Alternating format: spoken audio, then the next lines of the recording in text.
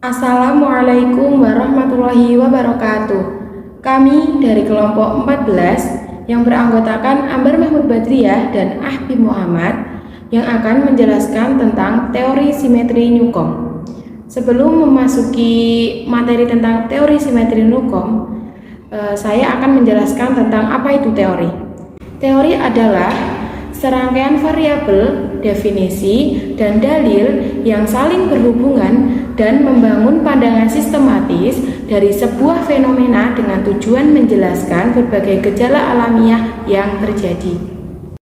Materi yang pertama yaitu pengertian teori simetri Newcomb.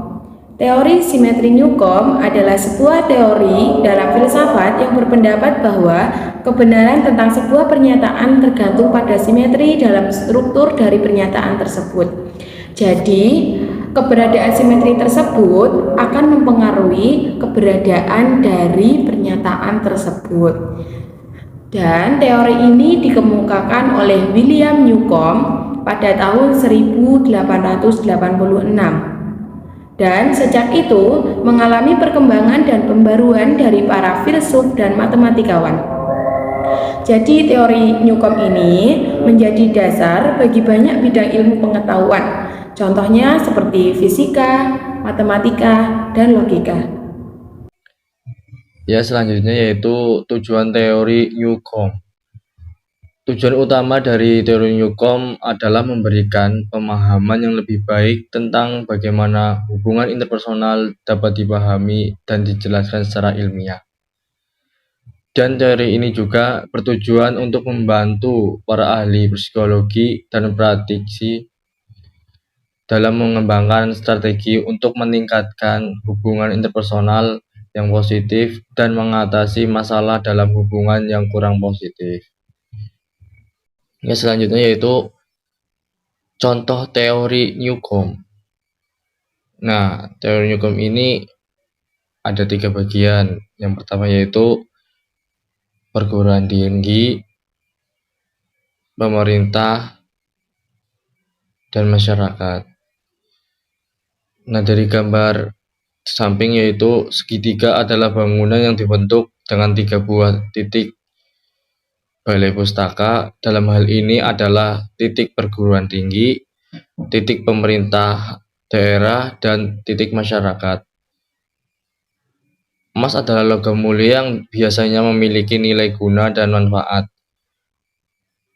Gambar diibaratkan sebagai rantai saling berkaitan yang masing-masing memiliki manfaat atau nilai guna, dan satu sama lain saling berketergantungan sebagai sebuah sistem. Sedangkan tanda panah 2 arah menunjukkan adanya pola interaksi yang timbal balik. Dalam perspektif model ABX Newcomb, dianalogikan perguruan tinggi adalah A, pemerintah daerah B, dan masyarakat adalah X,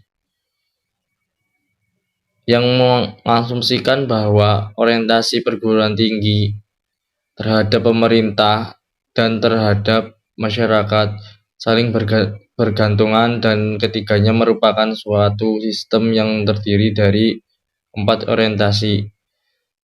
Yang pertama yaitu orientasi perguruan tinggi terhadap masyarakat. Yang kedua, orientasi perguruan tinggi terhadap pemerintah daerah dalam pengertian yang sama.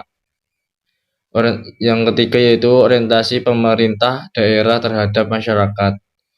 Yang keempat yaitu orientasi pemerintah daerah terhadap perguruan tinggi. Dari keempat orientasi ini disinergikan dengan asumsi bahwa orientasi perguruan tinggi dan pemerintah daerah atau sebaliknya terhadap masyarakat adalah sama. Selanjutnya yaitu kesimpulan. Kesimpulan dari teori simetri Newcomb diungkapkan bahwa kita berusaha saling mempengaruhi teliti satu sama lain untuk menghasilkan simetri atau keseimbangan. Newcomb mengemukakan bahwa upaya-upaya untuk mempengaruhi orang lain adalah sebuah fungsi daya tarik seseorang bagi orang lain. Dalam hal ini, teori Newcomb lebih merupakan sebuah teori daya tarik antar individu. Apabila kita gagal mencapai simetri melalui komunikasi dengan orang lain tentang sebuah objek yang penting bagi kita, maka kita kemudian dapat mengubah sikap kita terhadap orang itu maupun pada objek yang diperbincangkan guna menciptakan sebuah simetri. Tujuan utama dari teori ini adalah untuk memperkenalkan peran komunikasi dalam hubungan sosial masyarakat dan untuk menjaga keseimbangan sosial dalam sistem sosial. Sekian presentasi dari kelompok kami, kurang lebihnya kami mohon maaf. Wassalamualaikum warahmatullahi wabarakatuh.